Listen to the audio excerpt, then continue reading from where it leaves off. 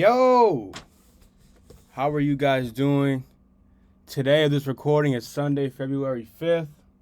First episode dropped on Friday, and I'm already back. I had a plan to drop later on in the week, but some major NBA news just dropped, and I have to talk about it. Kyrie Irving is a Dallas Maverick. Kyrie Irving is a Dallas Maverick. Last episode, I talked about Luka getting some help in order to be considered for a contender for the NBA Finals. And Mark Cuban, he must have watched the episode. Because he said, watch this. Watch me cook. And he traded for Kyrie Irving. The trade details are Dorian Finney-Smith, Spencer Dinwiddie, a 2029 first-round pick, and a second-rounder. To be honest, the Mavericks are going to miss Dorian Finney-Smith a good bit, especially on the wing, defensively, yeah, he's probably their best wing defender. They're definitely going to miss him. Dinwiddie, I mean, you're getting Kyrie. I would trade Dinwiddie for Kyrie easily, especially they're probably going to play the same role with Luka as primary ball handler. Luka's primary ball handler, and they mix it in a little bit. But, man, offensively, this team looks legit. Once they get Christian Wood back, that offense is looking fluid, man. A lot of pressure is taken off Luka now. You can't double Luka when you have Kyrie right next to him. You can't do that no more. That team's looking scary offensively. That team's looking real scary offensively. That team's looking legit. But defensively is where they're going to struggle. Christian Wood, not a very good defender. Luka Doncic, very average defender. Kyrie Irving, very average defender. Reggie Bullock, he's all right. Once they get Maxi Kleber back, I think they'll be a little bit better. But defensively, that team's going to struggle. And that's the way you take down this team is defensively. But, man, on offense, day in and day out, I don't think you want to play this team. You got Luka Magic coming across the court, and he's got options now. He's got Kyrie on the wing, or Kyrie up top. He got Christian Wood down low, and they can all stretch the floor. Christian Wood can hit the three. Kyrie's a great three-point shooter. Reggie Bullock, when he's hitting his shots, and when he feels like hitting shots, he's a little liability there, but he can hit it from time to time. It's Kleber can hit the three. Bertans can hit the three. That drive and kick game going to be nice for Luka, and that's his bread and butter. That team, man, not a team I want to play. And the big question is this team a contender now? And I would say yes. Offensively, this team has, if this trade put them over the edge. The only reason why I didn't have them a contender in my last episode was because of the offensive burden Luka had to carry, and it's not going to last, It's not going to last. And now you get yourself a Kyrie Irving, one of the best skilled offensive players NBA has ever seen. Like, are you serious? You got two of the most skilled players in the NBA on the same roster. And I know we had that with Kyrie and Harden, but Luka better than Harden. And, this Mavericks team is a better defensive team than that Nets team was when they first traded for Harden. Claxton wasn't what he is now. But, neither here nor there, this team's in the West. The West isn't that strong this year. It's not as strong as the East. So the Mavericks can definitely sneak in, especially if the Warriors aren't what... Well, Curry's missing a couple weeks now. We'll talk about that later, but Curry's missing a couple weeks now. But Curry missing time is big. Because that team is a fringe playoff team right now. And you could see them drop out and maybe see them in the play-in, And you never know what happens then. But back to the Mavericks, man. They're sitting at fourth in the West right now. that team can make a big run here. I think they're only like 4 or 5 games back, so that team can make a little bit of a run.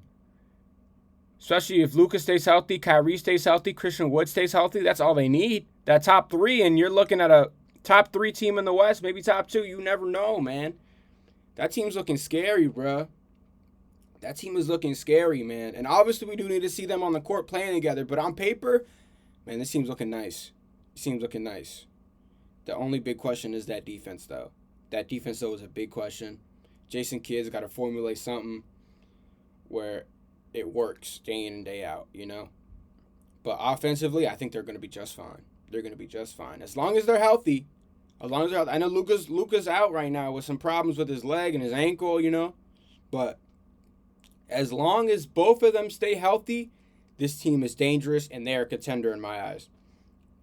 A very good contender in my eyes. I think they can run with anyone offensively, you know? They can run with anybody, anyone. And the next thing I want to talk about on the topic of this Kyrie trade is, bro, what the hell are the Lakers doing, man? What the hell are the Lakers doing, man? When you look at this deal, Spencer Dinwiddie, Dorian Finney-Smith, a 2029 first-round pick, and a second-rounder. You're telling me the Lakers could not give a trade offer up to par with that? Are you kidding me? If I'm LeBron, I'm pissed. I am fucking pissed. Because what the hell, man? What does LeBron have to do to get some help these days?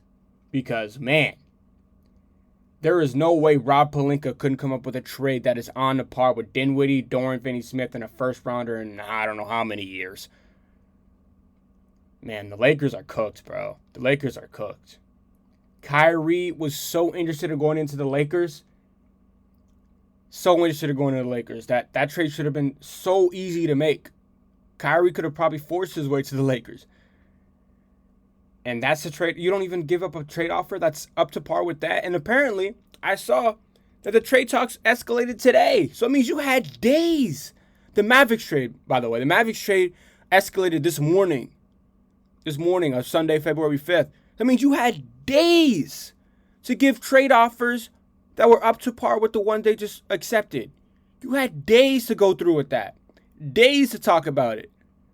And you dropped that ball, man. As soon as you saw the Clippers were in the running, when the Suns were in the running, a team in the West is in the running, you should have sprinted to the phone and said, "Yo, I need Kyrie. I need Kyrie, and I'll give you a trade offer that's up to par with what the Mavericks are trying to do." So, man, the Lakers are absolutely cooked, man. Obviously the trade deadline is not over. They could still make trades, but they completely dropped the ball with this one.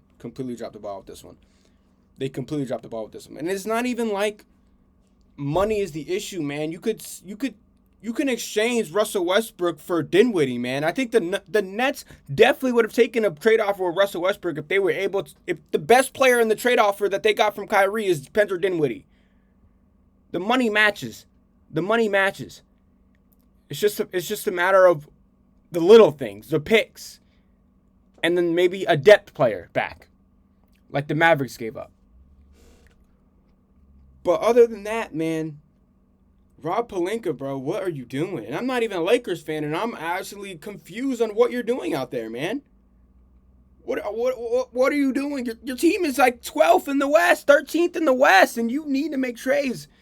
And Hachimura is cool and all, but Hachimura ain't gonna take you to the playoffs, bud. Hachimura is not gonna take you to the playoffs, buddy. You're cooked, fam. You're cooked, fam. You're a waste man. You're cooked. You're cooked. That's just hard to wrap my mind around right now. That the Lakers were really, really so reluctant to trade for Kyrie. And he was gonna resign because he's a free agent coming up. He would re-sign with the Lakers. Now, the Mavericks are not letting him go. He ain't going nowhere. He's staying with the Mavericks, especially if they have a good playoff run. Why would I want to leave? Why would I even want to leave? So, man, And we're gonna reference him from last episode. I talked about how Luka needed help, and he got his help.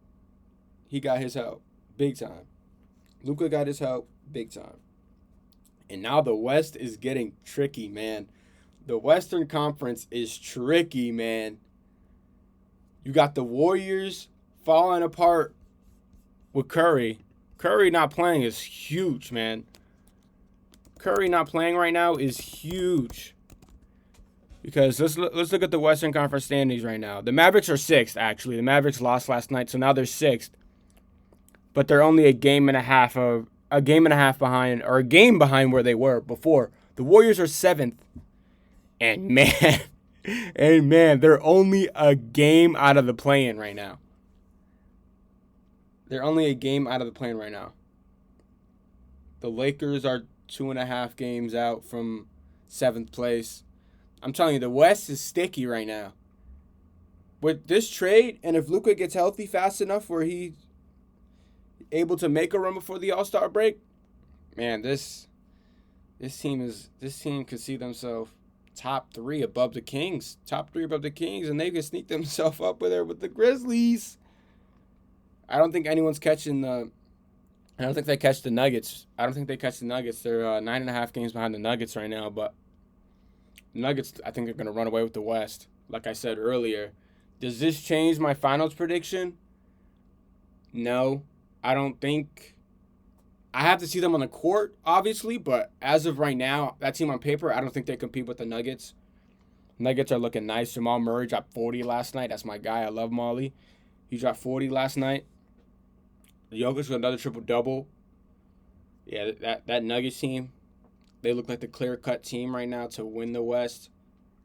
But the Mavericks could give them a little bit of trouble. Grizzlies aren't a team to mess with either. But, man, the Lakers, though, you really thought they would push to get a star player. Borderline superstar in Kyrie, but a star player in general with a trade package. But, man, that's terrible to see. That's terrible to see. And with this trade right here, I think this is only the beginning. Only the beginning for what we could see. What we could see going forward for this trade deadline. And unfortunately, poor KD, man. Man's requested a trade last offseason. Didn't get traded. Kyrie requested trade. 3 days later, he's out of there. Gotta feel bad for KD, bro. And what's next for KD now? Let's talk about that. What's next for KD? If I'm KD,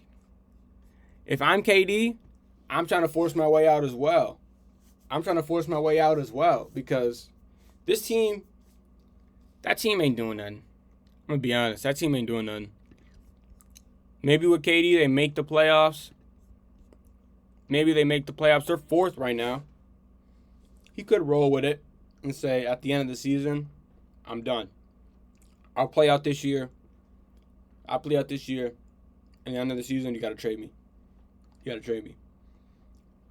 Because right now they're 4th. They could potentially make the playoffs. But I don't see them beating... I don't even see them beating the Cavs, who are below them right now. I don't see them beating the Cavs. I don't see them beating the Sixers. I don't at all see them beating the Bucks. I don't see them beating the Celtics either. They can't even beat the Celtics with Kyrie, let alone without him. Stop. But honestly, yeah, I see KD just playing out his contract and saying, after this season, I'm out of here. I'll play with this roster to the end of the year, but after that, I'm done. Get me out of here.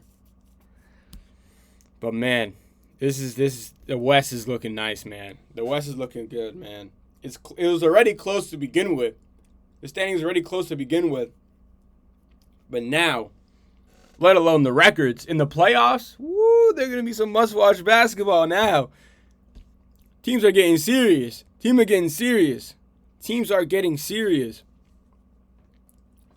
Like, if you look at the standings right now, half of games are determining 6 through 4, half a game. Actually, from 7 through 4, 8 through 4. 8 through 4 are separated by half a game. Are you serious? And when you look at the East, it's a lot more clear cut. You got a couple games that are separating each team.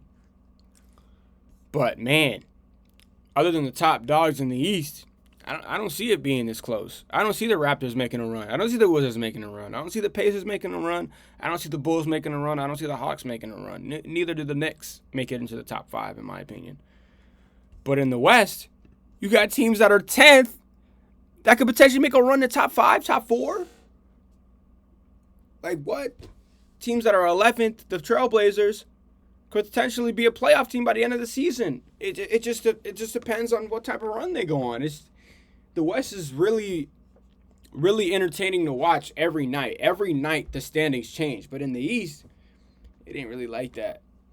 But man, this Kyrie trade is really huge. Huge implications for what we have right now. And I see right now, it says Brooklyn chose Dallas's package over the Lakers. Yeah, for sure. Because Rob Pelinka is a bum who doesn't know how to make trade packages, apparently. Because there's no reason why Kyrie should be a Maverick right now. He should be in a Lakers uniform, ready to compete. But he's not. Because of the fact that Rob Pelinka is cooked. The Lakers are cooked. They're absolutely cooked. It's done up for them.